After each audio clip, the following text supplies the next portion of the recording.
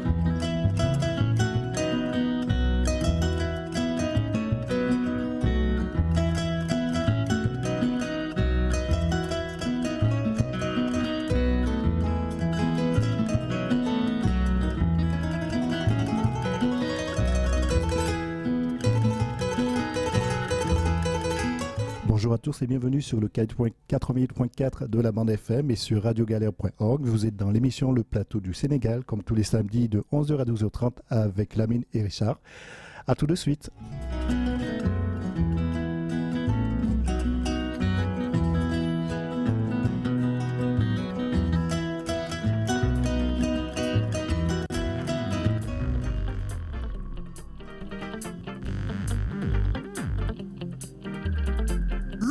yéen ak fu ma jëm yéen ak ñi ma bëgg ñan la ni ma mel yéen a ko waral daal ci Sénégal dëkku Gaynde Njaay mooy sunu gaal te ci junne gësin dëggal ma bësin bëgg naa leen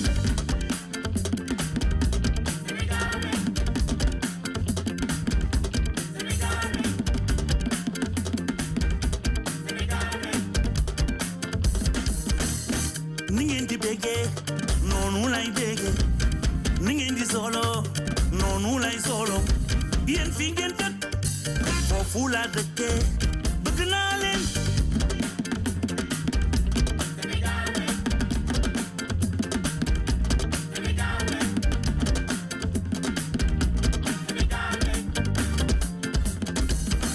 Merci beaucoup Richard, bonjour à toutes les auditrices, bonjour à tous les auditeurs de Radio Galère. Nous sommes très heureux, comme on le fait tous les samedis, d'être là avec vous pour dialoguer, échanger, débattre et parler de l'actualité du Sénégal. Et aujourd'hui, donc, sur notre plateau, nous avons tout simplement de véritables diplomates de carrière. Donc, j'ai nommé l'ambassadeur, son excellence, l'ambassadeur du Sénégal, donc en France, monsieur Baye Mokhtar Diop. Il a été ambassadeur donc dans plusieurs pays. Il est sorti de l'école nationale d'administration comme le consul général du Sénégal, Serigne Falilou Diouf, aussi ici présent sur le plateau, comme Babacar Wade, aussi premier secrétaire au consulat. Voilà, en tout cas, c'est un honneur pour nous de les avoir sur le plateau, notamment l'ambassadeur qui a été ambassadeur en Belgique, il a été donc ambassadeur en Éthiopie et il a été aussi ambassadeur auprès de l'Union européenne. Et bien sûr, donc il a travaillé en Côte d'Ivoire, au Canada. En tout cas, ce sont de véritables diplomates qui connaissent bien le métier. Il a été chef de division Afrique au ministère des Affaires étrangères. D'ailleurs, je ne sais pas si beaucoup le savent, il est aussi écrivain, j'ai vu. Hein. Voilà, il a sorti un livre en 2022 intitulé « L'unité africaine entre ambition et volonté ». Et il parle couramment anglais.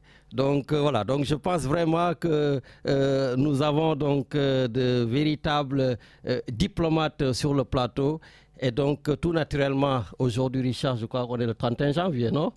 Voilà, comme il vous reste un jour pour présenter vos vœux à tout le monde, notamment à la communauté sénégalaise. Donc son Excellence, Monsieur l'ambassadeur Baye Mokhtar Diop, voilà, je vous laisse tout simplement vous présenter à nos auditeurs. Merci beaucoup Lamine, merci à vous, merci à Richard pour votre généreuse invitation que j'accepte avec beaucoup de plaisir, accompagné du consul général, mon jeune frère Serigne Falilou Diouf, ainsi que de M. Babacar Wade. Je suis heureux d'être ici. Je souhaite saisir l'opportunité de votre micro pour présenter mes vœux les meilleurs de santé, de bonheur et de réussite à tous vos éditeurs, particulièrement aux Sénégalais qui nous écoutent d'ici à Marseille et au-delà, les environs de Marseille, du Sénégal. Je sais que des auditeurs, vous en avez un peu partout. Donc, joyeuse année 2026 à tous vos auditeurs. Merci beaucoup, Son Excellence. Serigne Falilou Diouf, vous aussi, il vous reste quelques heures pour pouvoir réitérer, parce que vous aviez déjà appelé à l'antenne pour présenter vos voix à la communauté. Voilà, merci beaucoup, Monsieur Lamine. Di la nuyu bu baax di nuyu Richard également di kontaan bu baax ci invitation bi di kontaan ànd fii ak Monsieur l'ambassadeur, son Excellence Baye Mokhtar Diop, ambassadeur du Sénégal à Paris en France, ainsi que de mon collaborateur Babacar Wade. Saisir également l'occasion pour réitérer, comme vous l'avez dit, mes vœux de nouvel an à tous les compatriotes sénégalais, à tous vos auditeurs, voilà, à tout le monde. Merci. Merci beaucoup. Babacar Wade aussi, dans la même lancée, dans la même foulée. Merci beaucoup, Lamine. Merci à Richard. Donc, sur le micro, s'il vous plaît.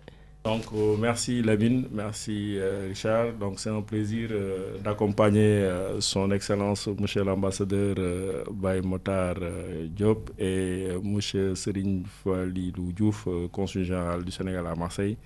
Donc, je profite de cette antenne pour souhaiter les meilleurs vœux à toute la communauté sénégalaise établie dans la juridiction de Marseille.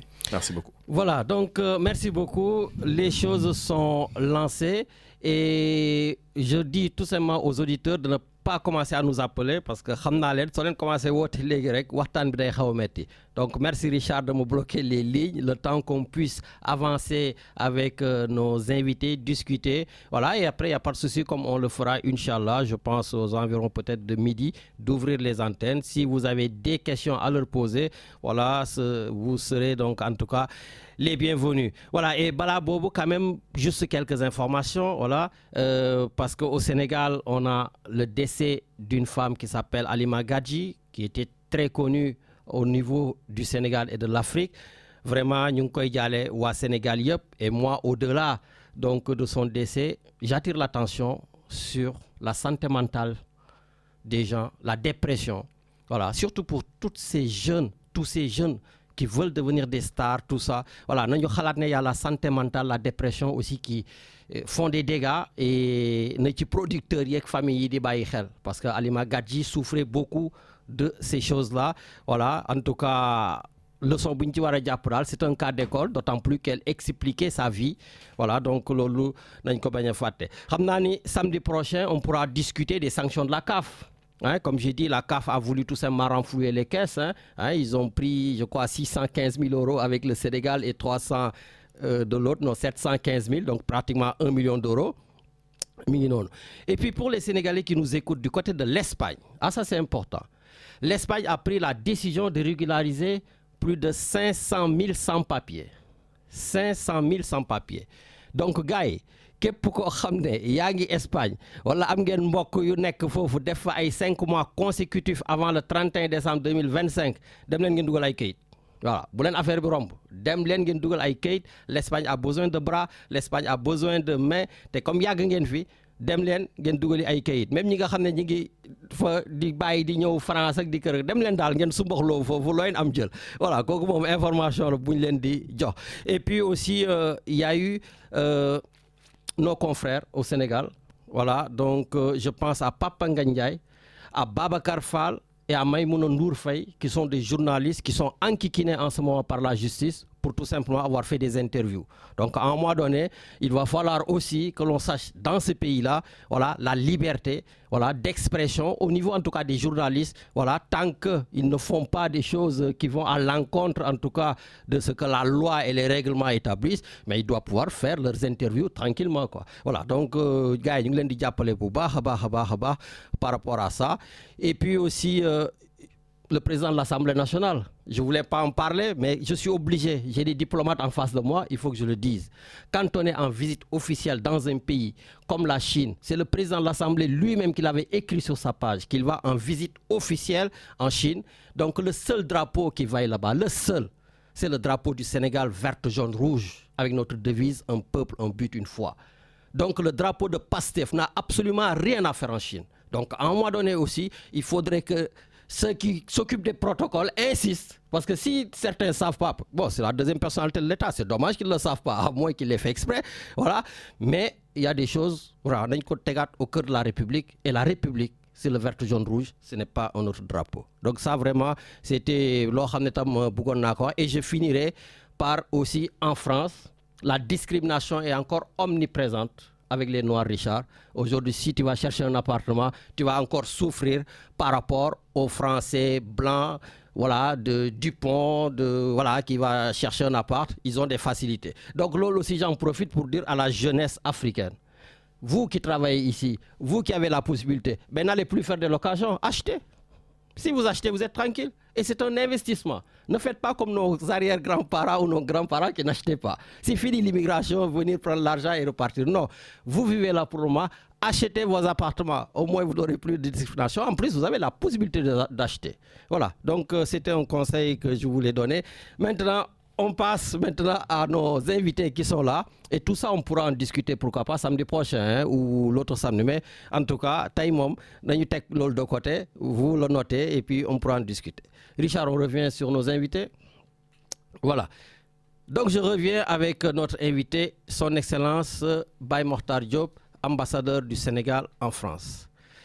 Tout à l'heure, hors antenne, on discutait et je vous disais qu'on a reçu dans cette émission des ministres, donc des consuls, des députés, etc. Je voudrais juste savoir, monsieur l'ambassadeur, quelle est la spécificité de votre rôle? On connaît bien les consuls en général, mais c'est quoi le rôle de l'ambassadeur du Sénégal ici en France? Merci beaucoup. Le rôle de l'ambassadeur est principalement une mission de représentation.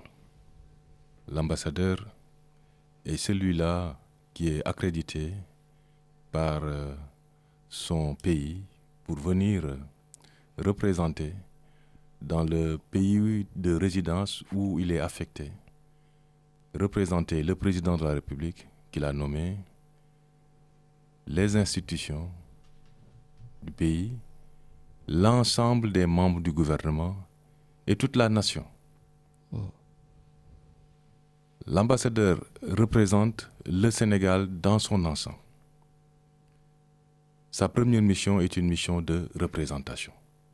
Là où il y a une activité officielle, qu'il puisse, au nom du président de la République, de toutes les institutions du pays, venir marquer sa présence comme un témoignage d'amitié, de fraternité et de coopération. C'est la première mission de l'ambassadeur. D'accord. Mais au fil des années, la mission a évolué pour embrasser d'autres domaines. Les diplomates ne font pas uniquement ou ne font plus uniquement de la représentation. Après la mission de la représentation, il y a une mission de développement de la coopération, des partenariats. Vous avez suivi certainement, vous êtes journaliste, que de plus en plus on parle de diplomatie économique, de diplomatie culturelle. Tous les domaines du pays représenté, où l'État excelle, les populations excellent, les populations manifestent une certaine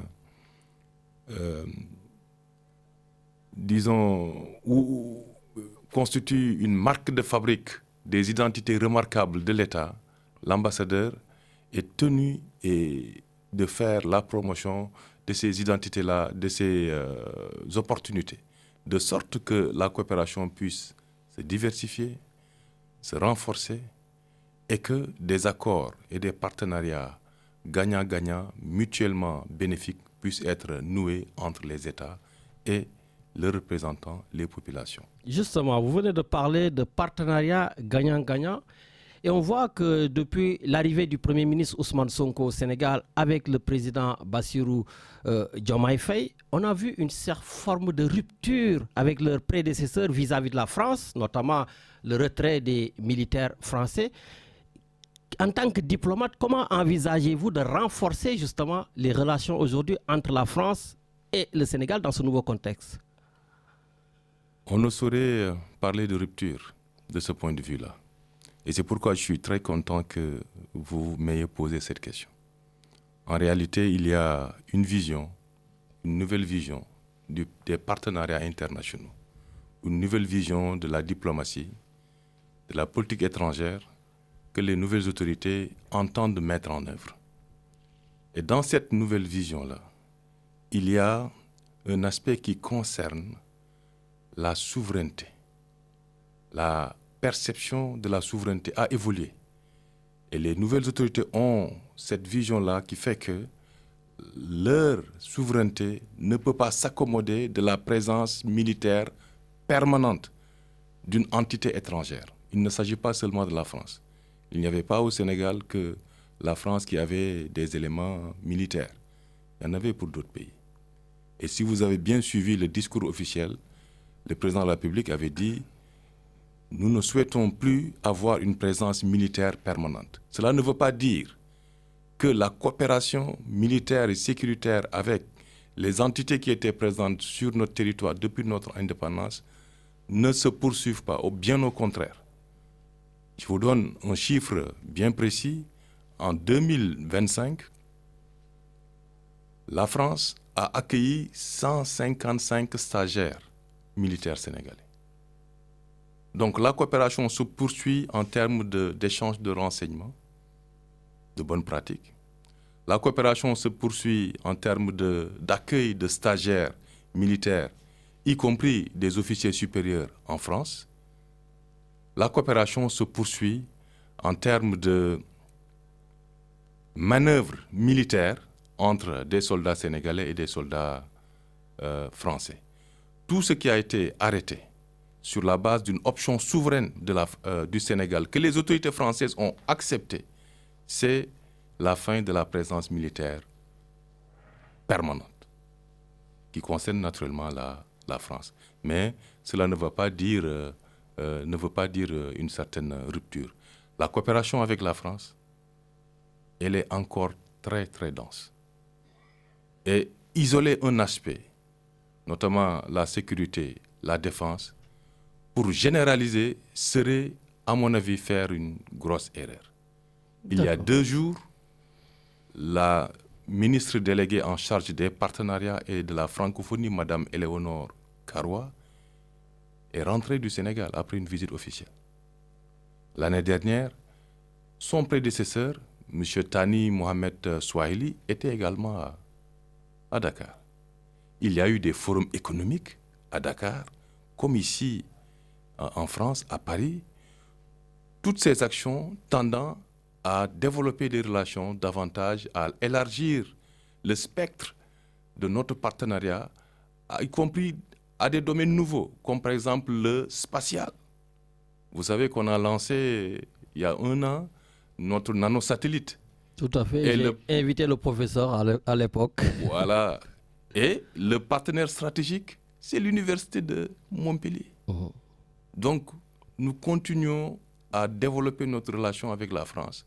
Et cette relation-là s'élargit à des domaines nouveaux, comme le spatial, comme le numérique, à beaucoup de domaines.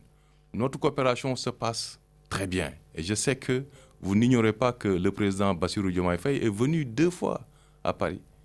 2 fois. En juin 2024 Et puis en août 2025, il était là, invité d'honneur du MEDEF à l'occasion de l'université d'hivernage du MEDEF. Et en marge de sa participation aux rencontres économiques du MEDEF, il avait eu un petit déjeuner de travail avec son homologue français, le président Macron. Mais ceci n'empêche pas des déclarations des fois contradictoires de son Premier ministre en allant dans ce sens. Vous, en tant que diplomate, des fois, vous n'êtes pas gêné en étant entre les deux? Non, pas tant que ça, parce que nous faisons la différence entre le Premier ministre, leader politique, et le Premier ministre qui incarne des fonctions officielles. Ce que vous dites là, certainement, peut être le cas dans le cadre d'une déclaration politique au cours d'un meeting de rassemblement politique. Et lui-même l'a dit. Mais lui aussi est en interaction directe avec des autorités françaises. Je vous informe ici qu'il co-préside le séminaire intergouvernemental entre le Sénégal et la France, qui est co-présidé par nos deux premiers ministres. Ce séminaire, malheureusement, compte tenu d'une certaine instabilité gouvernementale en France, a été reporté à 2 reprises. Il est reprogrammé, si tout va bien, pour se tenir au mois de mars. Et il y a eu déjà 2 rencontres préparatoires, en décembre et le 15 janvier dernier. Ça se passe très bien. Et si tout va bien, ce séminaire-là se tiendra à Dakar, co-présidé par le Premier ministre Ousmane Sonko et M. Sébastien Lecornu. D'accord. Avant de donner la parole au Consul général pour parler justement, en tout cas, des activités consulaires, j'aimerais aussi, parce que vous avez parlé vraiment de partenariat, de conseil interministériel, etc. Donc vous êtes bien au fait des secteurs porteurs, voilà, qui peuvent inciter les investisseurs, en tout cas étrangers, à s'insérer dans ce référentiel, vous l'avez dit, 2050, la vision du président de la République et de son Premier ministre. Aujourd'hui, il y a beaucoup de personnes qui nous écoutent, avec certainement beaucoup d'argent dans les comptes bancaires, mais ils ont du mal à investir au Sénégal. Ils ont du mal à savoir les secteurs porteurs. Ils ont peut-être peur d'un environnement juridique. Qu'avez-vous à leur dire? Mais je leur demande de se rassurer, de venir nous voir ou de venir voir le consul général, de venir prendre les informations à la bonne source et d'éviter les perceptions, les impressions. Très souvent, et nous-mêmes, nous devons travailler à atténuer l'effet de ces impressions et des perceptions qui sont décalées carrément parfois de la réalité. Le gouvernement, vous avez suivi, les 7 et 8 octobre dernier, a tenu son forum Invest in Sénégal. Occasion saisie pour présenter les grands projets de l'État qui font appel à tout investisseur, national comme international. Et vous savez également que dans le cadre de la mobilisation des financements, le gouvernement mise plus sur le secteur privé national que sur le secteur privé international. Parce qu'il veut s'affranchir des aléas liés au financement extérieur.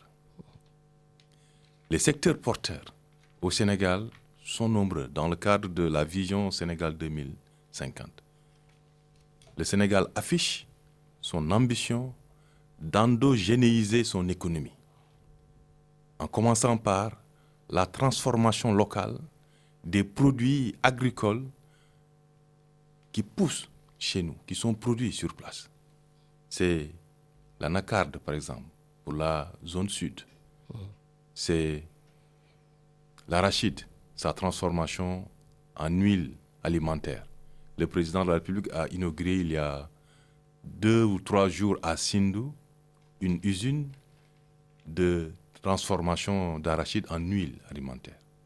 Et ça, c'est un important projet porté par le secteur privé national. Il n'y a que des Sénégalais. Et en marge de la cérémonie d'inauguration de cette usine, il a posé la première pierre d'une future zone industrielle financée à 100% par le secteur privé national, à Sindou.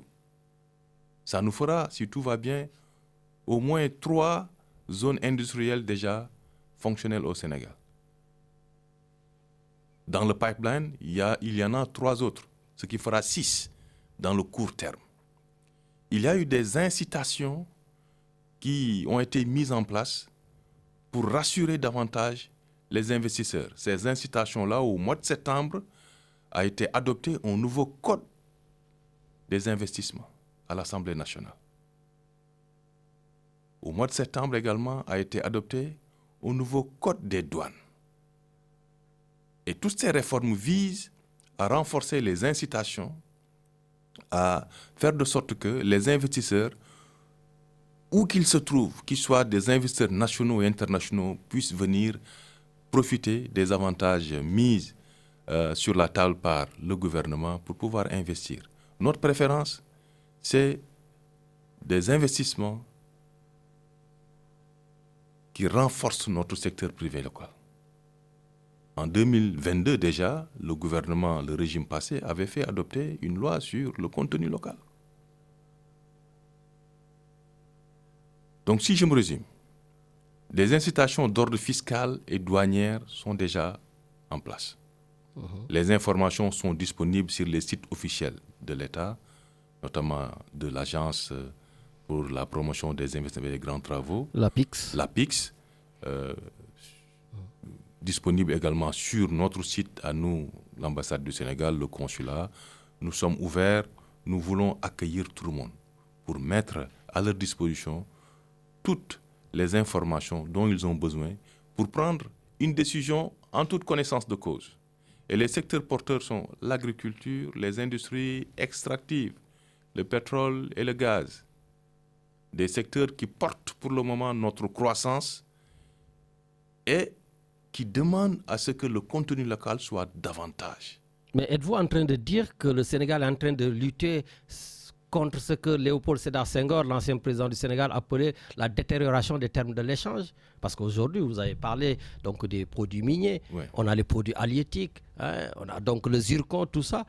Que fait le Sénégal justement pour ne plus subir justement cette détérioration des termes de l'échange? Ce que fait le Sénégal, c'est l'incitation, la mise en place de dispositifs d'accompagnement, de mécanismes pour renforcer la transformation locale des produits issus de l'industrie extractive. Pour éviter cela, comme vous le savez, l'Afrique exportait des matières premières, du pétrole brut, du gaz brut. Nous, notre gaz, par exemple, une bonne partie est destinée à la consommation locale. Parce que le gaz qui est produit au large de la frontière entre le Sénégal et la Mauritanie sera transformé en GNL. Le GNL pouvant remplacer le fuel qui est maintenant utilisé pour produire de l'énergie électrique. Ça va nous coûter beaucoup moins cher. Et c'est pourquoi le Sénégal ambitionne d'atteindre l'électrification universelle à l'horizon 2030. Et nos centrales électriques sont en train de s'adapter pour pouvoir utiliser le GNL comme combustible. Le gaz étant de loin une énergie plus propre que le fuel qui est utilisé. Et en agissant de la sorte, on évite également ce que vous avez dit avec beaucoup de pertinence, la détérioration des termes de l'échange, parce qu'on ne se contente pas d'exporter de la matière première et d'espérer engranger en retour des recettes, puisque les prix ne sont pas fixés par les Africains. Donc le contenu local est une arme contre la détérioration des termes de l'échange. Que les produits qui sont sur place puissent être transformés et réinjectés dans l'économie. Il y a un projet important au Sénégal, toujours dans le cadre de la lutte contre la détérioration des termes de l'échange, d'une deuxième raffinerie, parce que nous en avons une pour le moment. Tout à fait. Là, d'une deuxième raffinerie. Ça permettra au moins le gaz et le pétrole qui sont produits au Sénégal, qu'ils puissent être raffinés au Sénégal. Ça nous permet au moins de gagner une partie des ressources générées par le gaz et le pétrole. Il y a un important projet, le réseau gazier national. Le réseau gazier qui comprend un réseau de gazoducs de plus de 400 km. C'est énorme, c'est un investissement énorme.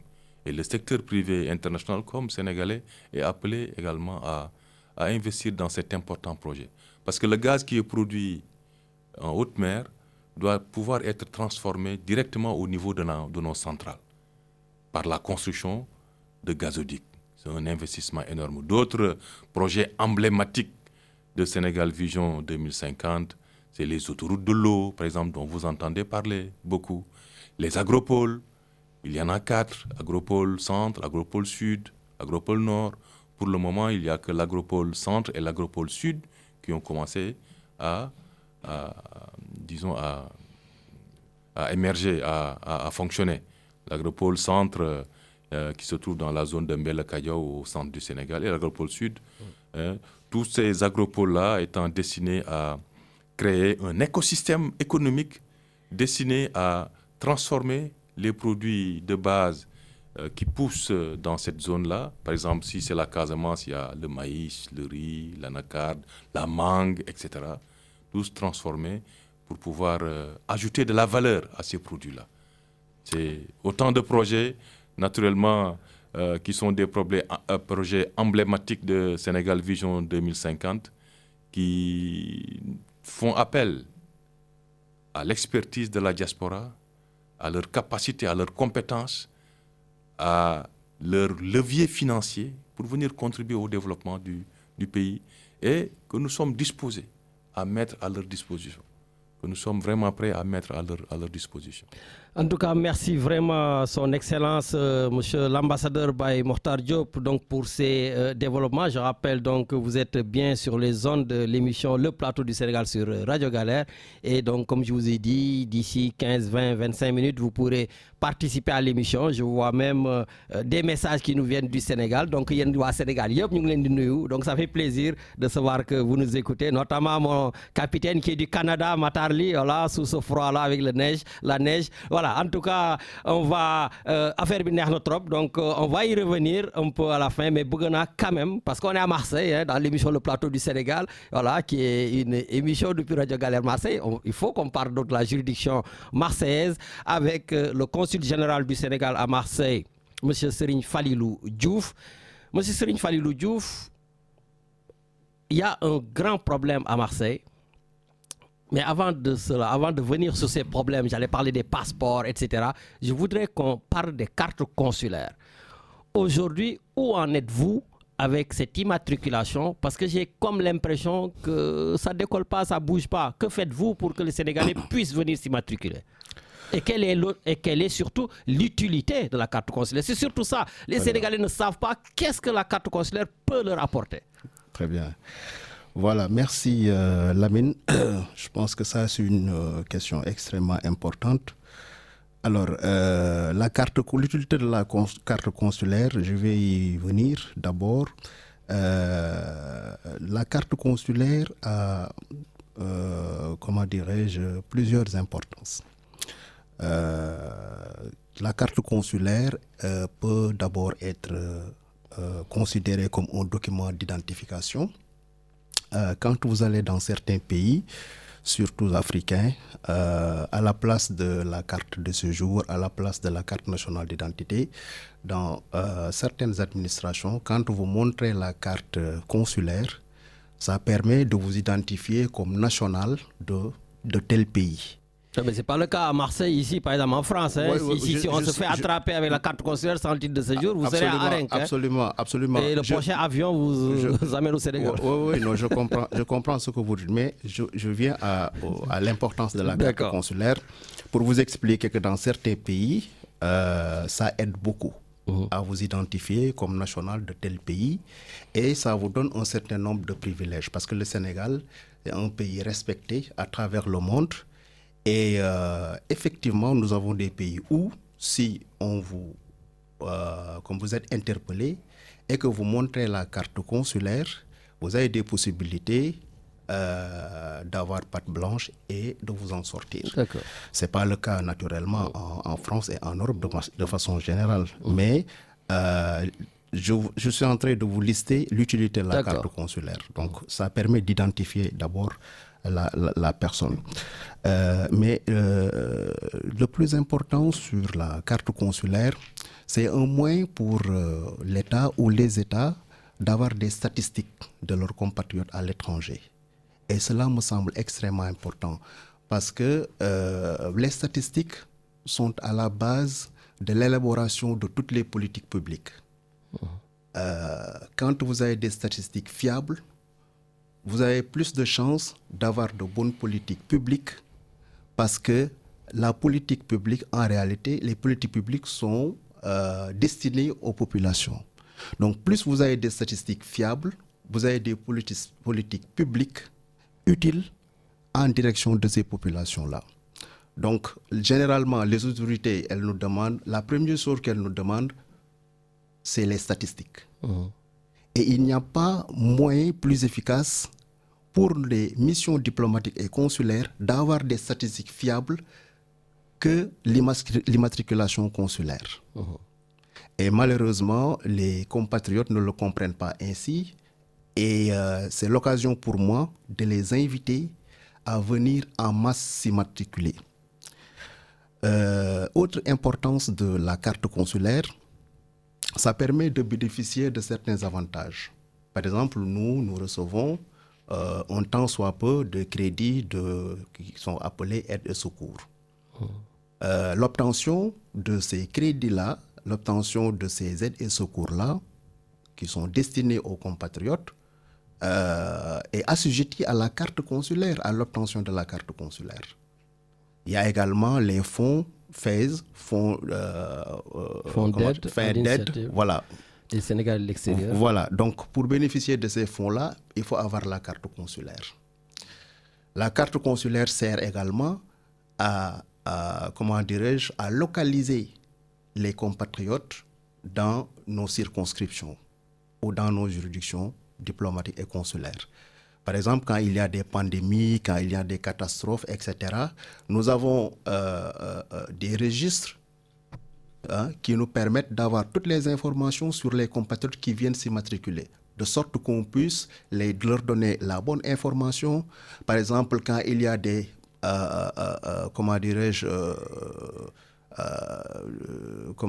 il y a des difficultés dans le pays, quand il y a de l'instabilité, ça nous permet également de pouvoir donner la bonne information. Il faut éviter telle zone, il y a des difficultés là-bas, il y a des problèmes, il y a de l'insécurité. Il faut vous éloigner de cette zone. Il faut aller à telle zone pour vous mettre à l'abri, etc. D'accord. Voilà. Donc, et aujourd'hui, quels sont justement les papiers à fournir pour disposer de cette carte consulaire? Voilà. Pour avoir une carte consulaire, il faut un document d'identification nationale. Il faut une carte nationale d'identité ou un passeport. Même pour faciliter l'obtention de la carte consulaire, des fois on est amené à accepter une carte d'identité périmée, qui n'est pas en cours de validité, juste pour aider nos compatriotes, ou un passeport qui n'est plus en cours de validité. Donc tout ça, c'est pour inciter, pour encourager les compatriotes à venir s'immatriculer. Il y a également une autre utilité de la carte consulaire. Par exemple, les compatriotes qui séjournent ici et qui veulent rentrer définitivement au Sénégal, quand ils viennent présenter une carte consulaire d'au moins 6 mois au consulat, on leur établit ce qu'on appelle un certificat de déménagement. Et ça leur permet d'acheminer leur bagage au Sénégal tranquillement sans payer la douane. Ça aussi, c'est un aspect que beaucoup de compatriotes... Y compris leur voiture et tout? Bien sûr. Ça leur permet de rentrer au Sénégal tranquillement sans payer les frais de douane. Ça, c'est un aspect que beaucoup de compatriotes ne connaissent pas, mais ça fait partie des utilités de la carte consulaire. Mais il faut être immatriculé 6 mois avant. Il ne s'agit pas de venir juste pour bénéficier justement, on est des Sénégalais, on sait qu'il y a des trucs. Et si le gars il revient, vous avez la possibilité de savoir qu'on lui a déjà payé tout son déménagement ou pas? Non. Ça dit qu'avant 6 mois, ça dit qu'il faut avoir une carte valable depuis 6 mois. Et la voiture, je précise que la voiture n'en fait pas partie. L'immatriculation de la voiture n'en fait pas partie. C'est très important. C'est les effets personnels. C'est les effets personnels qu'on a utilisés pendant un certain temps, vos bagages, vos meubles, etc. Mais si j'ai eu ma voiture pendant 10 ans, il y a une liste, mais la voiture n'en fait pas partie. Ça, c'est très important parce que gars yi dañ ma ko génne laat. Voilà. Donc, même bu ma amoon oto fii mu am fii 9 ans mu war a ñibbi doo leen ma fayal sama oto. Ah, non, c'est les autres effets personnels. D'accord. Voilà, mais ça fait partie quand même des utilités de la carte consulaire que beaucoup de compatriotes ne savent pas. Je pense que c'est l'occasion pour eux d'en être conscients et de donner l'importance qu'il faut à la carte consulaire, à l'immatriculation consulaire. Et c'est extrêmement important. Et je l'ai dit tout à l'heure, ça permet aux autorités de pouvoir définir sur la base des tests statistiques que nous leur fournissons des politiques publiques viables. Bon. Peut-être Babacar Ba, parce que j'ai reçu un message de Babacar Ba du Sénégal. Donc, Babacar Seck, est-ce que vous avez... Babacar Wade, je ne sais pas, je mélange tout. Richard, tu m'as mis Babacar? Voilà. Est-ce que vous avez quelque chose à compléter par rapport à ce que le consul général vient de dire? Bon, non, je pense que le consul a tout dit sur l'utilité de la carte consulaire. Donc, je crois que ce qu'il a dit, c'est exactement ça. Donc, on rappelle peut-être qu'il y a un décret qui a été sorti depuis longtemps qui rend cette carte-là obligatoire. Qui rend la carte consulaire obligatoire avant de pouvoir même bénéficier de l'obtention d'un quelconque autre document consulaire. Entre nous, est-ce que vous respectez cela? Non, on ne peut pas le respecter parce que si on le respecte, généralement, la plupart des compatriotes qui viennent au consulat, on ne leur ferait pas leur document. Mais justement, quels moyens avez-vous pour pouvoir les inciter à venir obligatoirement s'immatriculer? Voilà, ce qu'on fait, nous, depuis 2023-2024, on est accompagné également de Robert, qui est à l'accueil. Dès que l'usager arrive au consulat, même s'il est venu pour un passeport ou quelque document que ce soit, on lui demande de faire la carte consulaire. Tout de suite et maintenant. Et on a tout au consulat pour le faire. On a un photomaton là-bas, parce qu'il faut des photos. On a une photocopieuse pour photocopier le passeport ou la carte d'identité. Donc, la carte, elle est payante? Elle est gratuite. En plus, elle est gratuite et malheureusement, les gens, peut-être ils ne comprennent pas l'utilité. Mais comme je vous ai dit, depuis 2023, nous, on l'a rendu obligatoire. C'est-à-dire, quand tu viens pour faire une transcription de naissance ou bien pour déposer même un passeport, on te donne le formulaire, tu remplis, et on te fait la carte. Tu pars avec, et c'est séance tournante. Donc aujourd'hui, vous êtes capable de me dire que si un Sénégalais vient au consulat, s'il ne fait pas sa carte consulaire, il ne repartira pas avec son document? Non, enfin, si on il faut que ça soit clair. Non, ici, c'est Radio Galère. Ouais, si on respectait... Donc vous ne respectez pas? Non, vous êtes hors la loi? Si on respectait les textes, si on respectait les textes, je vous dis... Oui. Peut-être quelqu'un peut venir de Montpellier pour faire son passeport, on lui dit non, on ne te le fait pas parce que tu n'as pas de carte consulaire. Mais nous, on le fait autrement. C'est-à-dire que tu viens, on te donne les documents à remplir et on te fait la carte. Immédiatement, sur place. Immédiatement. Donc, et ça nous a permis d'avoir, je crois, j'avais les chiffres tout à l'heure, pour les cartes consulaires de 2000... Sur le micro, s'il vous plaît. Oui, on a par exemple 948 cartes qu'on a délivrées en 2025, par exemple. D'accord. Voilà. Et de 2023 à maintenant, ça n'a fait qu'accroître. D'accord. Mais avant, c'était des chiffres beaucoup plus bas qu'on obtenait en 2021. On avait souvent des chiffres qui tournaient autour de 300, 400. Mais depuis qu'on a décidé, nous, à chaque fois que le compatriote vient au consulat, on lui demande de faire sa carte, on a des chiffres qui frôlent les 1000 par an. Je pense que c'est important de juste les sensibiliser. En fait, moi, je pense que nous, ce qu'on fait, c'est plus la sensibilisation pour qu'ils comprennent. Parce qu'il y en a qui te disent ça sert à quoi? Bon, on les explique et naturellement, ils acceptent de le faire. Bon, ben, en tout cas, merci pour ces clarifications. Donc, je reviens au consul général du Sénégal à Marseille, M. Falilou Diouf. Voilà, gars, ne vous inquiétez pas. D'ici 5 minutes, j'ouvre les antennes et vous pouvez leur poser les questions que vous voulez librement, bien sûr, liées en tout cas à la diaspora, à l'administration, etc. Voilà, donc je rappelle aussi que ce ne sont pas des politiciens, hein, ce sont des diplomates. Politique, samedi prochain, nous sommes entre nous. Voilà, mais essayons de rentabiliser vraiment plutôt que de s'égarer sur certains types de questions qui nous avancer trop. Monsieur le consul général, les Sénégalais souffrent avec leur passeport. Moi, j'ai reçu un message, je ne sais plus, hier, le collectif des frustrés de Marseille. Voilà. Ah bon? Ah ben oui, il y a le collectif des frustrés de Marseille. Voilà, donc il y avait une femme qui a déposé son passeport, je crois, au mois de septembre. Oui. Voilà, et on est là. Elle m'a dit, elle a appelé le 26 tout dernièrement, on lui a dit que son passeport n'est pas encore là. Mais comment ça se fait qu'il y ait autant de retard, surtout que le passeport est extrêmement important pour nos ressortissants? Comment ça se fait qu'il y a autant de retard? Absolument. Je pense que dans la plupart de nos missions diplomatiques et consulaires, il y a ce problème lancinant qui, je l'avoue, subsiste toujours.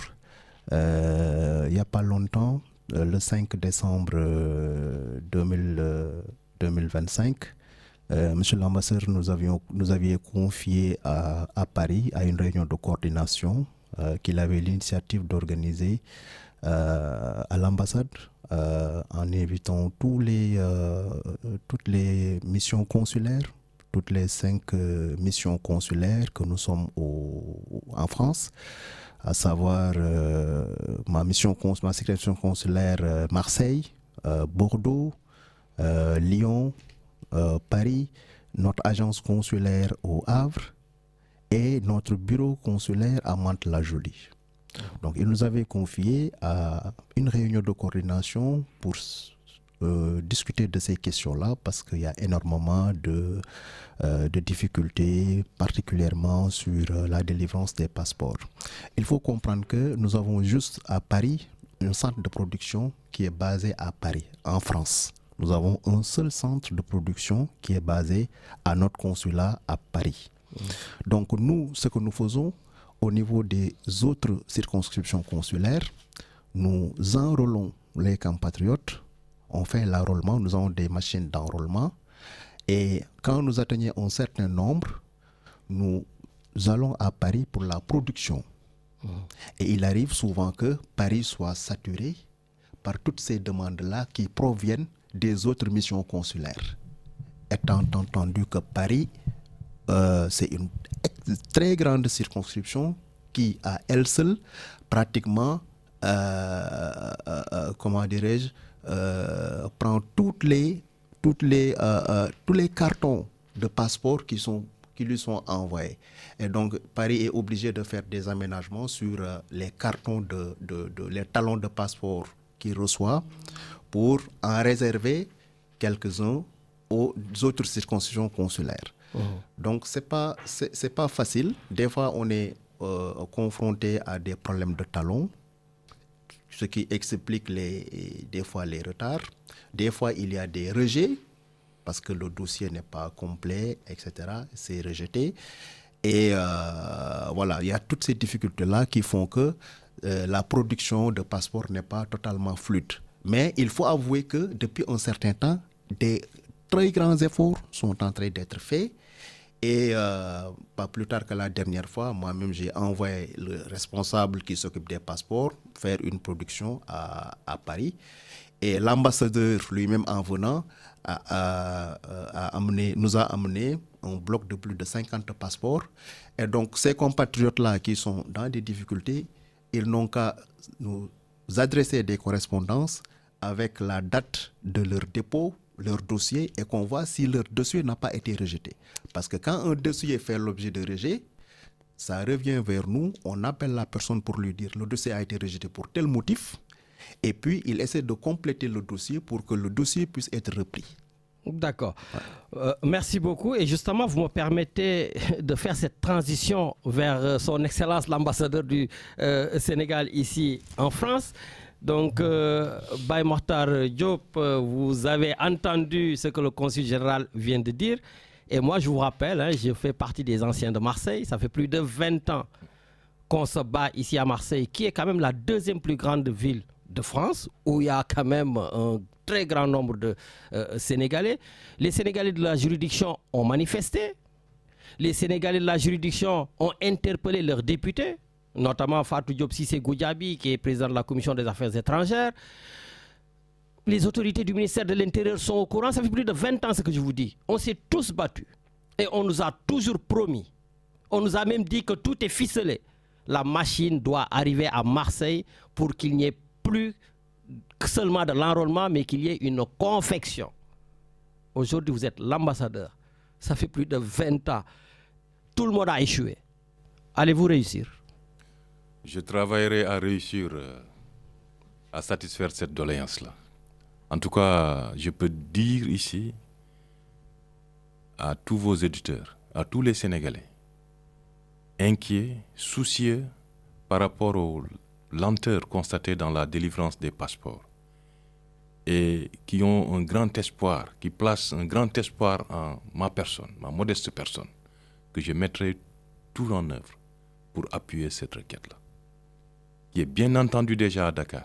Il reste juste à stabiliser les modalités techniques de déploiement d'un centre de production.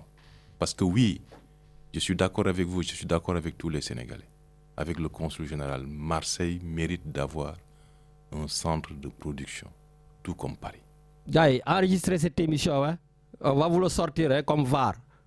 Enregistrez l'émission, les gars. Voilà, parce que l'ambassadeur, il s'est tout simplement engagé. Donc, j'espère qu'on l'aura assez rapidement. Parce que, je le dis avec tout le respect que je vous dois, parce qu'on a eu beaucoup d'autorités qui nous ont dit la même chose et on ne les a pas eu. Mais comme vous vous êtes engagé devant nous sur le plateau, j'ose espérer qu'on aura cette machine. Je reprends cet engagement-là. Je prends ici solennellement devant tous vos auditeurs l'engagement de tout mettre en œuvre pour appuyer cette requête afin que Marseille puisse disposer d'un centre de production parce que Marseille mérite d'en avoir. Gars, wax ji leer na nañ. Légui, Richard, on peut ouvrir les antennes. Il ne nous reste pas beaucoup de temps. Et je demande à nos auditeurs, les salam alek, il y a une rencontre à partir de 13h. Hein, il faut que je le rappelle. L'ambassadeur va rencontrer la communauté au 15 avenue de la Cadenelle. Donc, salam alek, bonjour, rek, dugg ci sa question, gennat baye ñeneen ñi poser. Voilà, donc on part à Paris. Donc, Richard, à Paris, j'ai quelqu'un qui attend. Allô, allô? Bon, il n'y a pas le Parisien, on vient ici, à l'antenne. Allô, allô? Oui, bonjour Lamine. Oui, bonjour. Djeja. Oui, ça va? Ça va, alhamdoulilah. Nous avons une question.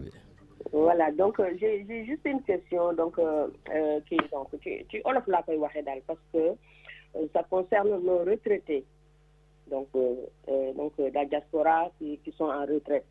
Donc, nous pouvons gagner du Sénégal. Mais cette inquiétude, c'est un problème de santé. C'est le suivi de leur santé.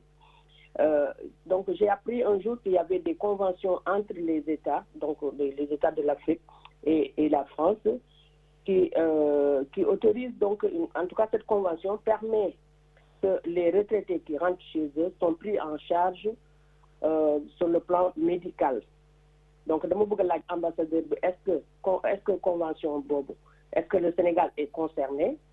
Vous concernez où? Est-ce que donc une remise à jour de des conventions est-il possible pour que nos retraités là puissent être pris en charge au Sénégal sur le plan médical?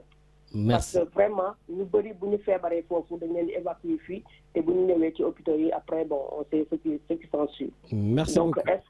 Est-ce que cette convention existe? Parce que ça existe avec beaucoup de pays, en tout cas les pays maghrébins. Bon, je ne vais pas citer parce que j'ai oublié lesquels des pays. Donc, mais est-ce que nous avons une convention avec la France pour que sur nos retraités, nous sommes au Sénégal, nous avons pris en charge au niveau médical? Merci, Djeja. Voilà. Deuxième question, mais rapidement alors. Voilà, pourquoi les cartes d'identité au jour le jour, j'espère qu'ils ne feront pas les mêmes erreurs que les régimes précédents c'est-à-dire dañuy xaar ba élection ñëw rek donc nit ñi groupe dafa ou bien ñu ne enrôlement ou bien bon pour inscrire les gens dans les listes électorales. Est-ce que suñu doom yi ils ont un problème pour faire leur carte d'identité surtout à Marseille? Merci. Donc est-ce que loolu aussi am na solution? Merci beaucoup. Voilà, merci Djeja. Donc juste Richard, je vois que ça sonne, on prend notre auditeur. Ils vont noter. Allô? Oui. Oui, bonjour. Oui, salam alaikum. Maaleykum salam. Voilà, Seigne Medoun, depuis Toulon. Voilà, depuis Toulon. En tout cas, de les remercier. Ma première question, c'est dans la continuité de la question posée par Djadia. Parce que c'est juste une suggestion, parce que je trouve qu'il y a une complexité par rapport à nos enfants dans la recherche ou dans la confection de leur carte d'identité. Parce que si nous avons nous enregistrons les filles, nous avons le ministère des Affaires étrangères, enregistrer les fofo. Donc si nous avons une fille, sauf la carte d'identité, nous sommes par exemple au niveau du consulat de Marseille, récupérer un extrait de naissance, dem Paris, nous avons soxla ñu extrait bi jógee ministère des Affaires étrangères la ñu soxla, alors que la seule différence entre les deux papiers, mooy bii consulat de Marseille lañ ci bind avec les mêmes références, que les ministères des Affaires étrangères, service d'état civil avec les mêmes références. Est-ce que lourdeur bobu mënuñu ñu ci dimbali parce que quand même on prend rendez-vous pendant 4 mois, on arrive le jour du rendez-vous, on présente notre document, on nous dit que non, il faut que le document soit du Sénégal. Donc, c'est une préoccupation parce que c'est un vécu. Deuxième chose, vu que l'ambassadeur, je pense, a sous son service le SGEE, le service de gestion des étudiants de l'étranger. Oui. Par rapport aux bourses, il y a un problème que je veux expliquer. Naka la nit di nekké amé une attribution de bourse am notification de bourse SGE enrôlé la bind la kayit ne la que ni effectivement vous avez une bourse laaj la sa carte bancaire laaj la sa compte bancaire laaj la sa lépp et en 2 ans un seul centime n'a pas été versé pour ces étudiants. Merci. Donc kooku man imbrigo la pour man boo xam ne mënuma ko comprendre. Donc su fekkee ne mën nañ ci dimbali su fekkee ne mënuñu ci dimbali à l'instant T su fekkee ne mën na approprier dossier boobu d'autant plus que sooy wootee SGEE souvent tu tombes sur une bande annonce, tu tombes toujours sur un téléphone répondeur et puis tu n'as plus d'interlocuteur alors que xale bi su at bi jotee ñu yónnee ko mail ne ko oui vous êtes dispositaire d'une bourse. Merci. Est-ce que mën nga ñu yónnee waat lii donc man daal ñaari préoccupation yooyu su fekkoon ne mën nañ ci dimbali. Troisième pour jeexal très rapidement par rapport à la carte consulaire. Oui. Pour moi la carte consulaire n'aura de valeur que quand elle sera interactive entre le consulat et le dispositaire de la carte consulaire. Ça veut dire que yow soo amee carte consulaire boo xam ne yow pendant 15 ans am nga carte consulaire consulat musula bind consulat musula alerté ça veut dire qu'il y a des informations qui ne vivent pas. Est-ce que les mails, est-ce que les téléphones, su fekkee ne nit ki il se sent moom qu'il y a une interactivité avec le consulat, il peut être l'ambassadeur de cette carte consulaire auprès des autres. Mais su fekkee na nga am carte consulaire boo xam ne amoo plus-value yi, donc je pense que ça c'est une réflexion à améliorer dans la conception et dans l'interactivité du dépositaire de la carte consulaire et du consulat. Merci beaucoup, Seigne Medoun. Diène depuis Toulon. Richard, je crois qu'il y a quelqu'un d'autre. Voilà, après on prend un autre et on fait un deuxième tour, on va dire. Allô? Oui, salam alaikum Lamine. Maaleykum salam, ça c'est l'imam Serigne Mor Fall. Waaw na nga def yaa ngi ça va alhamdulilah ñu ñëw ci question bi rapidement. Alhamdulilah non mais xam naa man damay kii rek vite fait comme ne ni ñu ko waxee xam naa temps wi du maye pour lépp mais sant rek di encourager aussi les membres de l'équipe consulaire ak son excellence aussi l'ambassadeur parce que suñu xel dal na daal vraiment ñu Babacar ak monsieur le consul jot nañ leen xam tuuti ay nit ñu bëgg yàlla bëgg alxuraan bëgg communauté bi jàppale ni ñu gisee ñi ñuy doxalee en tout cas dal na xel di leen ñaanal rek dal leen jàmm di ko ñaanal aussi ambassadeur bi parce que je crois que c'est la première fois que ambassadeur déplacé wu ñëw ci communauté bi à travers la mosquée donc c'est quelque chose à saluer dal na xel daal donc xam naa ni tamit di delloo njukkal aussi ñoom ñu fi wuutu parce que tamit lu jar di bàyyi xel la place boo nekk rek am na ko fa nekkoon avant toi boo ci bàyyee xel rek dina tax nga gën a defar sa toogaay yal na leen si yàlla jàppale. loolu rek la ñu amoon ci li ñuy wax dëgg yàlla di ñaanal communauté bi yëpp ñu ànd si jàmm ànd ci liy defar Sénégal aussi asalaamaaleykum. jërëjëf yow itam di la sant vraiment Lamine genre sentinelle nga ci lu mel nii parce que on voit que yaa ngi jox ñëpp kàddu ak ku mu mën di doon ci kuy doomu Sénégal yaa ngi leen di permettre ñu exprimer wu ci yu mel nii ak yeneen. yow itam di la ñaanal vraiment yàlla defal fan ak wér la. Merci beaucoup. Merci Seigne Morfar. Voilà, et comme j'ai l'habitude de le dire, je suis là pour tout le monde, je suis là pour la communauté. Richard, on part à Paris. Voilà, et après on clôt le premier tour. Allô? Allô, oui. Oui, Mam Thierno Birahim Dieng depuis Paris, ñu ngi lay déglu.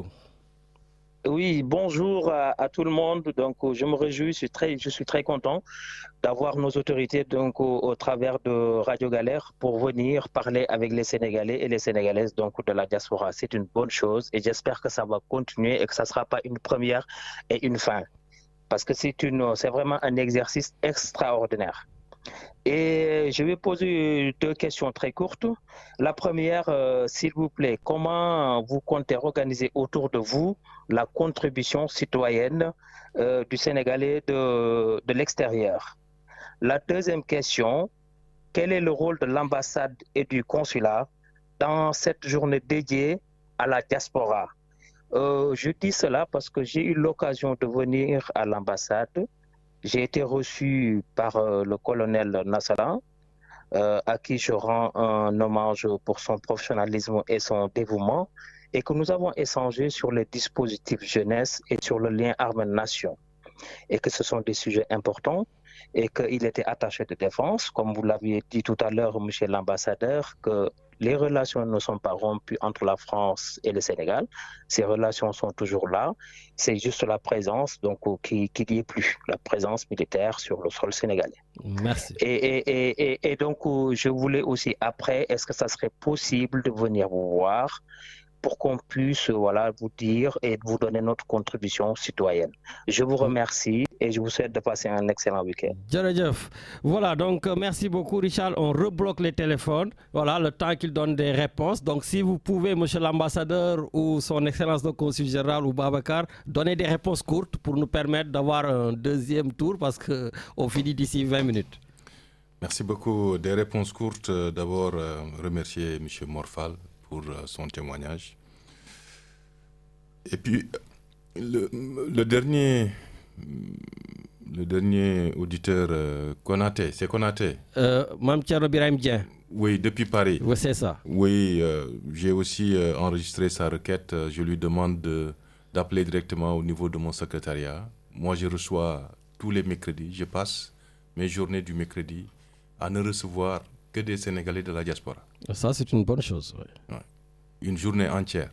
Donc, il peut s'adresser à Françoise, qui va le programmer dès que possible. Et je serai très heureux de le rencontrer et d'échanger avec lui sur la contribution citoyenne de la diaspora. Bon, Babacar, c'est Mam Thierno, rendez-vous est pris.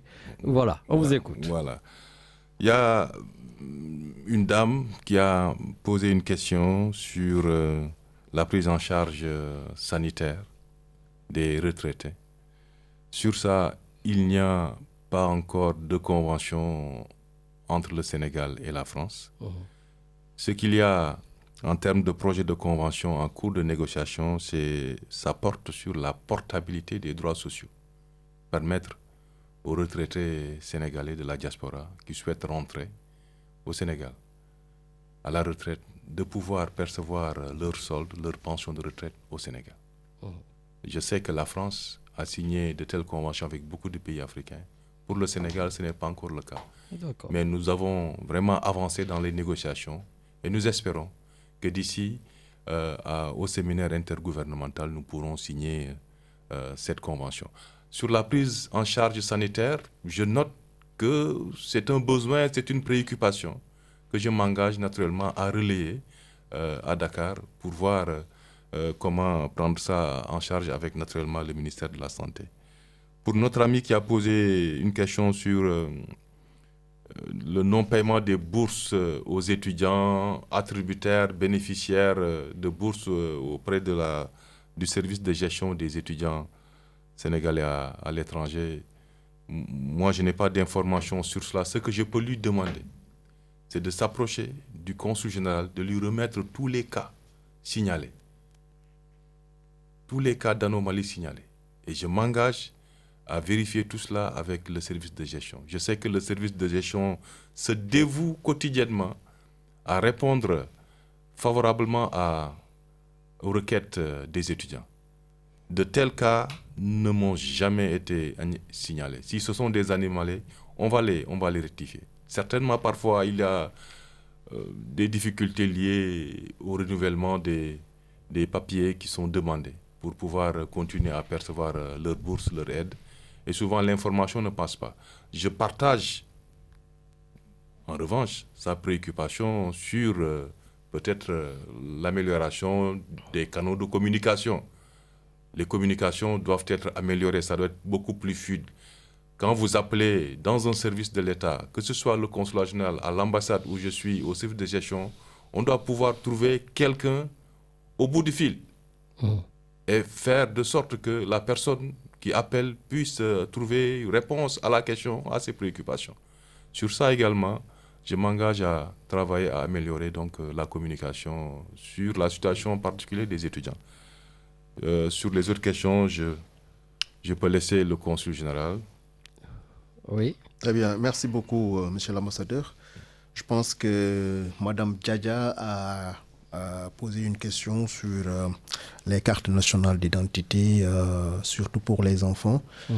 Voilà, je pense que de ce point de vue, depuis un certain temps, depuis mon arrivée, je suis en train de mettre un accent particulier sur l'obtention de la carte nationale d'identité. Parce que quand on n'a pas de carte nationale d'identité CODAO, on ne peut pas avoir de passeport. Donc c'est un document indispensable, obligatoire pour l'obtention des passeports. C'est la raison pour laquelle, depuis que je suis arrivé, j'y mets un accent particulier et je demande régulièrement à mes collaborateurs de me signaler tous les cas, toutes les difficultés que nos compatriotes nous signalent afin que nous puissions, en rapport avec le ministère de l'Intérieur, les services du ministère de l'Intérieur, régler ce genre de difficultés-là. Parce que pour les enfants de, je crois, 5 ans, voilà, de 0 à 10 ans, nous leur établissons, nous les enrôlons pour l'obtention de la carte nationale d'identité. Mais maintenant, si des difficultés particulières lui ont été signalées, vraiment nous sommes disposés à les examiner, à les étudier et voilà, de faire tout le nécessaire pour pouvoir les gérer. Merci beaucoup. Voilà, donc en tout cas, vraiment, je suis très très content de cette émission parce qu'aujourd'hui, j'ai des invités qui sont très ouverts vraiment à répondre à vos questions, notamment monsieur l'ambassadeur sur la portabilité par rapport à la retraite. Vraiment, accord parce que j'ai la chance de travailler donc dans l'administration sociale ici en France et je suis beaucoup sollicité et tout le temps je les renvoie donc vers les autorités sénégalaises pour négocier ce partenariat avec la France parce que effectivement vous avez raison, certains pays donc l'ont bien négocié avec la France. Peut-être si vous permettez Lamine, oui. Je voudrais juste ajouter que pour vraiment satisfaire les compatriotes, leur faciliter l'établissement de certains nombres de documents. On a même envisagé dans le courant de ce premier semestre d'organiser des missions exceptionnelles d'enrôlement voilà, de cartes nationales d'identité, éventuellement de passeports, parce que nous avons été saisis par le ministère des Affaires étrangères pour l'organisation de missions pour les passeports. Donc, dans le courant du premier semestre, nous organiserons au niveau de la circonscription des consulats mobiles qui permettront à nos compatriotes de pouvoir s'immatriculer, de pouvoir s'enrôler et puis voilà, pour leur on va aller vers eux pour leur éviter le déplacement et certains frais. Eh bien, super. Donc, vraiment, ça fait plaisir, effectivement, parce qu'on rappelle que la juridiction n'est pas qu'à Marseille. Vous avez Montpellier, Nice, Cannes, etc. Donc, c'est bien aussi d'aller vers eux. Richard, on va s'envoler vers le Sénégal. Voilà. Remercier également M. Morphal pour ses mots gentils. Merci beaucoup. On a donc des auditeurs qui nous écoutent depuis le Sénégal. Et nous avons Baba Karba, qui est ancien ambassadeur de partenariat au ministère des Affaires étrangères et qui voudrait participer. Allô? Allô, oui, bonjour Lamine. Waaw, sëñ Babacar naka mu? Ça va Lamine, maa ngi sant Yàlla bu baax. Maa ngi leen di nuyu. Ñu ngi lay sant. Ça fait plaisir. Marseillais de retour. Voilà, c'est ça. Non, tey moom particulièrement, j'ai tenu à rentrer en direct parce que man, Yàlla dafa def, depuis que j'ai quitté Marseille, depuis 2019, dès que le temps le permet, je suis à l'émission donc à la Radio Galère. Je vais vraiment féliciter encore, d'y profiter aussi Lamine, puisque nous sommes aujourd'hui le 31 janvier. Donc d'y présenter aussi mes vœux de bonnes et heureuses années à toute la communauté marseillaise, particulièrement à la communauté sénégalaise de Marseille. Et alors, j'ai vraiment tenu à rentrer, c'est pour rendre un hommage appuyé. Sen gan googu ngeen am foofu muy l'ambassadeur Baye Mokhtar Diop. Ndaxte allô? Oui, on les dégg. Voilà, ndaxte yàlla dafa def comme ni nga ko waxee. Donc moi j'ai fait 17 ans à Paris. Def 7 ans Marseille donc ci sama séjour France ci 24 ans yi 17 ans yi Paris laa ko def 7 ans yi Marseille soo ko ñibbisi donc am na lu ma war a mun a wax aussi vraiment ci li nga xam ne nii mooy liggéey bi ngeen nekk di def foofu ci communauté sénégalaise bi nekk Marseille loolu aussi ma bëggoon ko xamal ambassadeur boobu toog te très certainement xam na ko consulat bi nekk foofu aussi mooy nuyu consul bi mu àndal mais Lamine je voudrais tey vraiment am témoignage bu ma def ci seen gan googu toog parce que l'ambassadeur Baye Mokhtar yàlla dafa def comme ni nga ko waxee moi j'étais ambassadeur au niveau du ministère avant même d'être ambassadeur j'étais conseiller technique au Sénégalais de l'extérieur mu nekk ci ambassadeur yi gën a mag ci Sénégal parce que avant muy ñëw foofu Union européenne la jógee un ambassadeur du Sénégal à l'Union européenne et dans le Royaume de Belgique du poste bu ndaw avant muy ñëw foofu c'était l'ambassadeur du Sénégal à l'Union africaine à Addis Abeba donc kon dimension ambassadeur bu mel noonu buñ ko jëlee Union africaine fa nga xam ne ni moom moo doon toppatoo multilatéralisme Sénégal ci mbootaayu xeetu Afrique yi ci 55 pays Afrique yi ñu jëlee ko foofu yóbbu ko mu nekk suñu ambassadeur auprès du Royaume de Belgique ba pare nekk suñu ambassadeur accrédité auprès de l'Union européenne ñu jëlee ko foofu yóbbu ko Paris tey ci poste diplomatique au Sénégal yi parce que c'est quand même la France notre puissance coloniale ñoom ñoo ñu colonisé c'est l'un des postes les plus importants de notre diplomatie kon ambassadeur boobu ngeen invité tey ma bëgg leen xamal ne parcours am tey parcours bu mucc ayib la il fait notre fierté man nag dama am ak moom ay relations yu particulières ndaxte ci bi may nekk ci ministère bi ma amoon ak moom vraiment des relations fraternelles de travail teg ci nag aussi muy ambassadeur boo xam ne c'est un grand intellectuel parce que aussi bindkat la xam nga nit boo demee ba li nekk ci sa bopp xam-xam nga koy bind di ko teg c'est pour la postérité c'est la générosité intellectuelle donc moo tax tey j'ai vraiment tenu dugg ci émission bi un pour lui rendre cet hommage deux pour wax sénégalais yi yéen ñi nekk ci juridiction Marseille que ambassadeur bi ngeen am tey ci France ku jara jàppale la ku jara téye la ndaxte il connaît les arcanes de la diplomatie il force le respect il est connu dans tous les milieux de la diplomatie et c'est un négociateur exceptionnel donc li nga xam ne tey vraiment war nañ ko séentu mooy que ne ñu ñaanal ko yàlla ba li nga xam ne nii seen mbëbët yooyu ngeen am yëpp ci biir France moom avec ses équipes mu mën ko négocier mu nekk suñu njëriñ donc vraiment di ko ñaanal yàlla Lamine et ça je tenais à faire ce témoignage parce que nit ku baax xam nga li naan ku def lu baax il faut ñu waxal la ko quoi. Merci jërëjëf. Merci beaucoup Babacar. Merci jërëjëf. Merci beaucoup Babacar Ba pour votre témoignage depuis le Sénégal. Et Richard, il y a des auditeurs. Allez, on prend, je pense, 2 ou 3 et on arrête parce que l'heure file. Voilà. Allô? Allô, oui, bonjour. Oui, bonjour. Alors, c'est Bernadette Chambou-Sevé de la ville d'Aubagne. Bernadette. ñu ngi lay dégg maa ngi fat sax ndax yow doole nga àndal. déggal lii. Ça fait plaisir. Mon bonjour à Lamine et à Richard et aux auditeurs de Radio Galère. Donc c'est encore Bernadette. maa ngi nuyu bu baax monsieur l'ambassadeur, di nuyu monsieur le consul, di nuyu suñu waaju baax ti monsieur Wade Babacar maa ngi leen nuyu bu baax a baax. di leen jaajëfal donc nuyoo bi nag c'est aussi pour souhaiter tout d'abord Lamina même bu nekkee doole laay àndal d'habitude mais je viens simplement dire à nos représentants diplomatiques de leur souhaiter la meilleure année, une année de réussite politique parce qu'on en a besoin, une année de réussite diplomatique parce que nous en avons besoin. Donc moi je suis dans la juridiction de Marseille, hein, Lamine tu le sais depuis maintenant 26 ans. Tout à fait. Donc je pense que on est de la maison. Donc dal leen ci jàmm ci kër gi. Donc lu ñu bëgg en tout cas man su ma ñëwee tey woote jàmm laa ñëwee pour ne leen on a encore à construire cette maison marseillaise, cette juridiction marseillaise qui, j'ai tout entendu les demandes, je vais pas les renouveler, mais j'ose espérer, parce que c'est ça aussi la démocratie, c'est ça aussi la République, que le nouveau consul, en tout cas, prendra en charge, en responsabilité comme il le faut, pour vraiment venir à bout des demandes qui sont là assez récurrentes, et nous en avons espoir. Moi, je suis de l'opposition, c'est vrai, mais j'ai toujours été en parfaite camaraderie politique avec la juridiction de Marseille.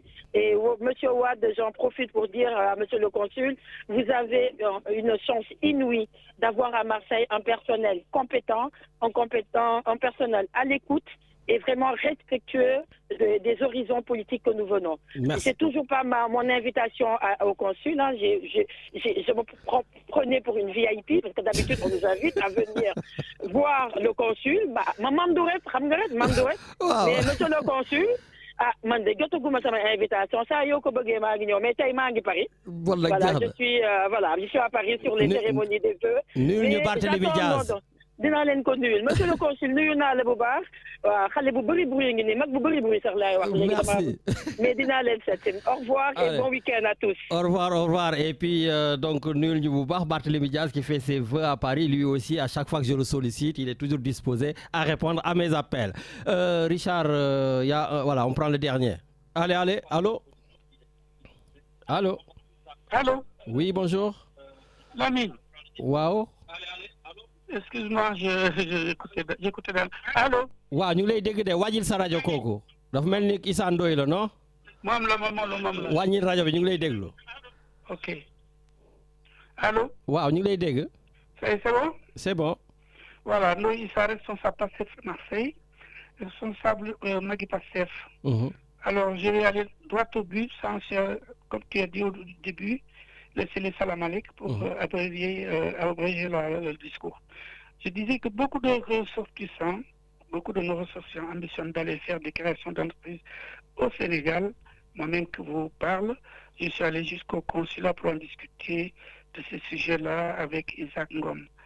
Et le dernier grand rassemblement qu'on a eu ici avec Madame Goudiaby, notre députée, je lui en ai touché moi aussi, comme quoi nous qui sommes ici et qui envisageons d'aller créer des entreprises au Sénégal, on souhaiterait qu'il y ait au niveau du consulat un bureau qui servira de relais à l'APIX, à la DER, pour nous permettre de pouvoir entamer les démarches ici à Marseille, sur lieu, et commencer tout ce qu'il faut faire pour qu'une fois arrivé à Dakar, on va mettre le pied à l'étrier et continuer à finaliser notre création d'entreprise pour créer des entreprises et créer des emplois au niveau du Sénégal. Donc ça c'est le deuxième. Très rapidement parce que le temps est bien. Oui. D'accord. La deuxième question, vous en avez parlé déjà, et je voulais aussi insister dessus, c'est le problème des retraités. Ils sont fatigués, et ceux qui préfèrent garder l'insulte sénégalaise, comme vous le savez, depuis des années, la frappe concrète avec le Sénégal, et jusqu'à présent, aucun de gouvernement a signé des accords ou conventions, comme disait Diego plus tôt. On a des problèmes pour ça. Je voulais insister sur ce sujet-là pour que ça évite au niveau des démarches entre la France et le Sénégal. Merci beaucoup. Sinon, tous les ressortissants on les oblige à revenir en France tous les 4 ou 6 mois. Et ça, c'est éreintant, c'est fatigant, vraiment. Merci. Je vous remercie. Voilà, merci beaucoup, grand Issando et Richard. On bloque tous les téléphones et on leur donne 10 minutes pour répondre. Mais sur une bouguette, parce que j'avais tellement de questions, mais il fallait que je laisse les auditeurs qui sont toujours les rois. Oui, hein. Voilà. Je voulais juste vous rajouter, monsieur l'ambassadeur, qu'il y a aussi un problème, ça c'est ma question hein, pour les 2 dernières, il y a un problème de redécoupage électoral. Ça aussi, comme la machine de passeport, ça fait 20 ans qu'on se bat. Je vous dis tout simplement, la Corse dépend de chez vous, Paris, ou dépend de Marseille. Avignon dépend de chez vous. Le Gard, pareil, alors que nous sommes à 104 km d'Avignon. Paris-Avignon, ça fait 700 km. Comment on peut mettre Avignon, une ville qui va dépendre de Paris? Voilà, donc voilà, ça, beaucoup dans le redécoupage électoral, mais aussi on a toujours échoué. Voilà, et je ne vois pas mes collègues, en tout cas nos ressortissants, prendre le train, aller voter à Paris, revenir, alors qu'à Marseille, il y a 2 pas. Donc, l'on sont vraiment d'Inaba. Voilà, et puis, je n'ai pas eu le temps de rajouter la question des étudiants. Hein. Les étudiants m'ont dit, mais juste.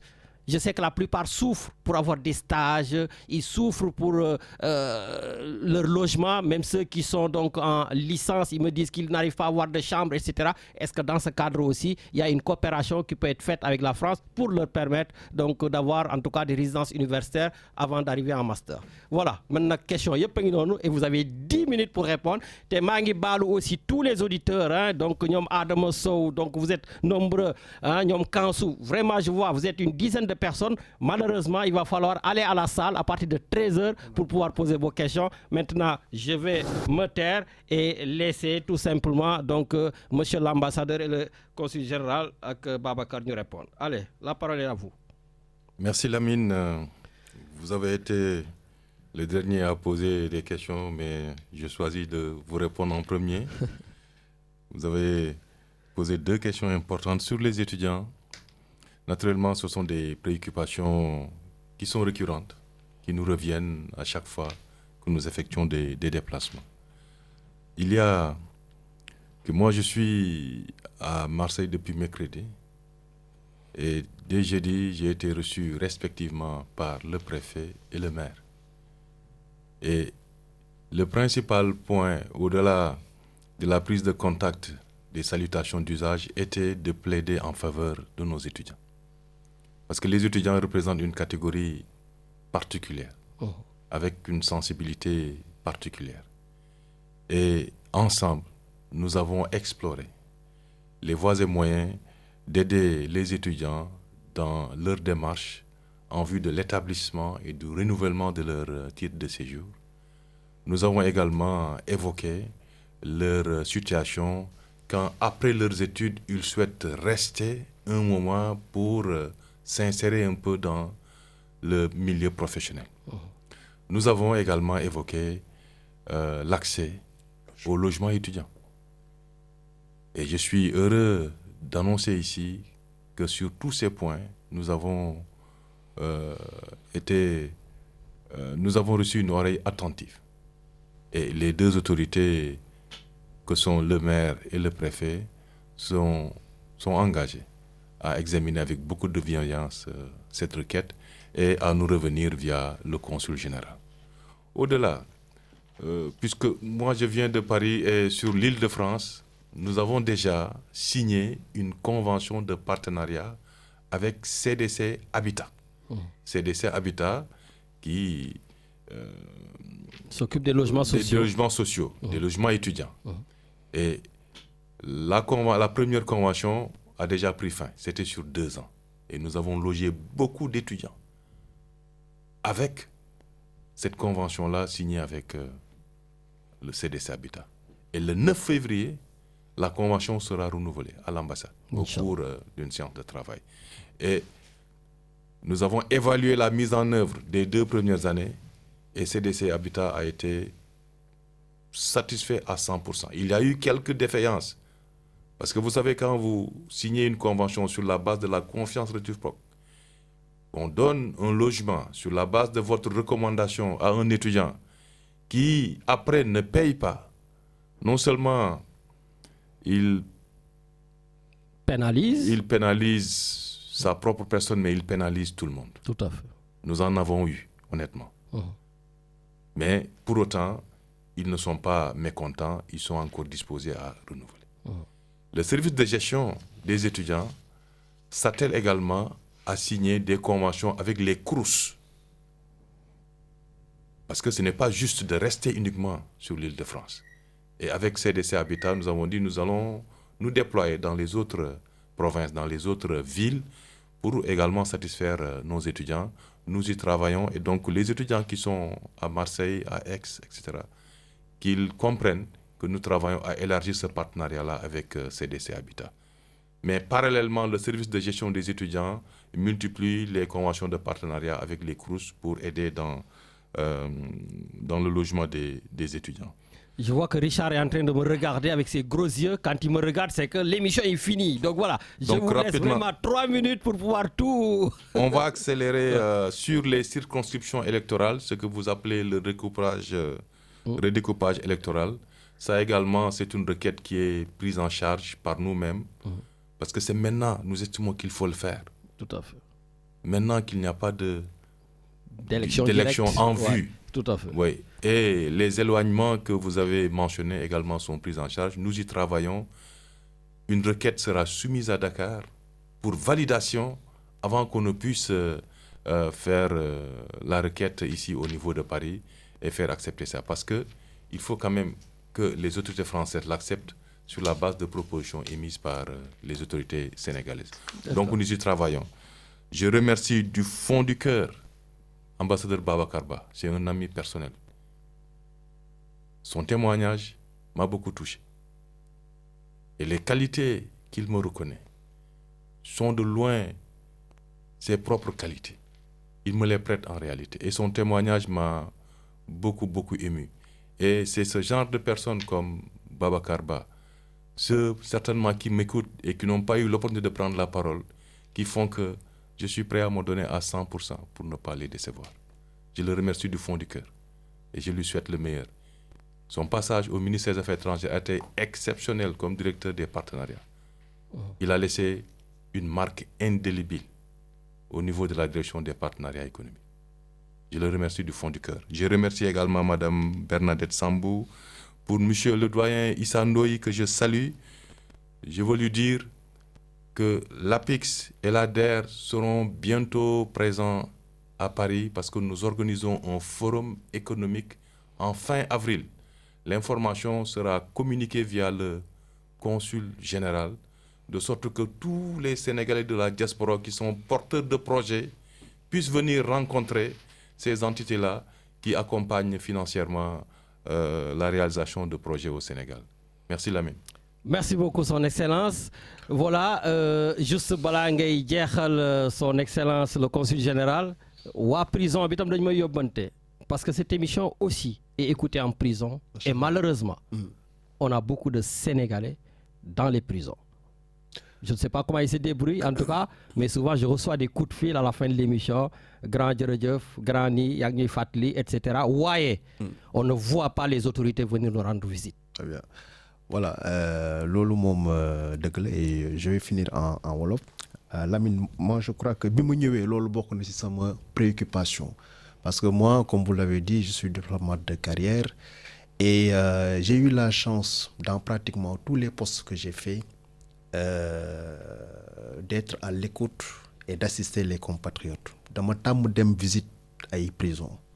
Il m'est même arrivé de faire des petites quêtes à yére, brosse à dents, etc., serviettes hygiéniques pour dem diko dajale diko yobbu si ay prison pour aider des compatriotes. Donc vous avez une minute pour conclure. Je suis très sensible à cette question-là et li ma len di wax moy inchallah on organisera des visites au niveau des prisons de notre circonscription.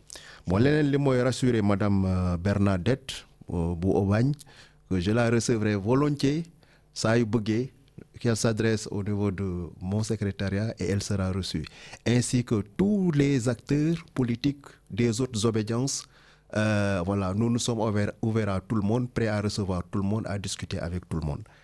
Voilà. Sinon, pour le redécoupage dont vous avez parlé, on en a parlé avec l'ambassadeur lors de notre réunion de coordination à laquelle il nous avait conviés récemment à Paris, précisément le 5 décembre. Et comme il l'a dit, nous y travaillons parce que quand on est arrivé, on a été sensibilisés sur on a nous-mêmes constaté ces incohérences de la carte consulaire. Nous en avons discuté et comme l'ambassadeur l'a dit, incessamment, il y aura des solutions. Je saisis l'occasion pour inviter leurs compatriotes. Après, on a une rencontre avec eux. On pourra débattre davantage en profondeur sur toutes ces questions-là. Finir par remercier M. l'ambassadeur pour son déplacement. Il a fait une bonne mission ici à Marseille et on espère le recevoir prochainement, Inch'Allah. Merci beaucoup. Merci. Je remercie tous les compatriotes qui nous ont dalé bi mu ñëwé ci poste bi di leen remercier di leen ñaan ñu ñaanal ñu accompagner ñu. Jërëjëf. Jërëjëf, merci beaucoup monsieur l'ambassadeur yaay suñu njaatigui. Donc on te laisse quand même le dernier mot pour nga tagato ak suñu auditeurs yi. Lamine maa ngi nuyu ñëpp ñun doon déglu. Li may tagato moy ambassade bi. Consulat Marseille yeneen consulat yu nekk ci Sénégal ci France bi yëpp dama bëgg sunu mbokku sénégalais yi ñemenu ñun ragalunu dara ku am lu la metti ñëwal wax ko ku am lu la metti mën na ñëw ci yow ci rajo bii wax ko lu baax ak lu baaxul lépp on est prêt à écouter dañ leen di ñaan quand la critique est constructive que vous puissiez nous aider yéen sénégalais yi à nous améliorer parce que matunu wante li ñu tax a jóg mooy di xëy di gontu ci seen soxla ndax loolu lan nu mooñaale bi ñuy ñëw donc ñeme leen nu ñëw leen poser tous les problèmes lu nu mën ñu def lu nu mënul ñu wax leen mënunu duñ leen fen ñoo ngi leen di tàllal suñu ay loxo ñoo ngi leen di yaakaar ndax mission bi ñoo ko bokk yow foofu nga nekk noonu Lamine ambassadeur nga sunu mbokku sénégalais yu ñuy déglu ay ambassadeur lañu ndax ku ci nekk am nga pàcc boo xam ne fii yaa ngi ciy taaral Sénégal moo tax ñoo bokk liggéey bi ñoo ngi leen di tàllal suñu ay loxo ñu joxento loxo ñu bokk jëmmal Sénégal ñu bokk yóbbu suñu Sénégal kanam. Merci beaucoup. Merci beaucoup, Son Excellence l'ambassadeur, M. Baye Mokhtar Diop. Merci beaucoup, Son Excellence le consul général du Sénégal à Marseille, donc Serigne Falilou Diouf. Et merci beaucoup, Babacar Wade, pour votre présence. Et merci vraiment de m'avoir fait cet honneur d'être venu sur ce plateau pour répondre non seulement à mes questions, mais aussi aux questions des Sénégalais de la diaspora. Et c'est un énorme plaisir. J'espère que vous reviendrez pour d'autres émissions. Voilà, Richard, merci à toi. Merci à Robert. Voilà. Merci aussi au vice-consul Isaac Ngom, mon ami. Mais tu sais que tu es toujours parmi nous. Tu peux appeler pour critiquer, pourquoi pas le consulat, comme nous l'avons fait. Voilà. En tout cas, les voilà. En tout cas, merci à tout le monde. Et samedi prochain, je recevrai Madame Marie-Laurence Flao, qui est diplômée en Sciences Po et en démographie. Elle est chargée de recherche à l'Institut de recherche et de développement. Et avec elle, nous parlerons de Movida, des migrations internationales, des migrations africaines et notamment elle est spécialiste des migrations sénégalaises. Donc, gars, à samedi prochain et tout simplement, je vous laisse avec, comment il s'appelle? Jacques et Eric. Voilà, Jacques et Eric vont prendre la suite. Bonne émission et à samedi prochain.